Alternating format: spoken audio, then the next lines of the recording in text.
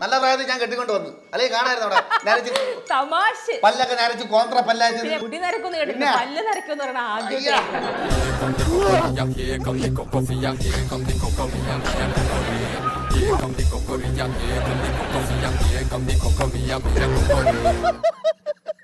ഞാൻ ഇങ്ങനെ ചിരിച്ചോണ്ടിരിക്കുമ്പോഴത്തേക്ക് അവള് വരും. അളിയന്റെ ഇളയ അനിയത്തി എന്നെ വിളിച്ചോണ്ട് നേരെ പറമ്പിൽ പോകും കളിക്കാൻ.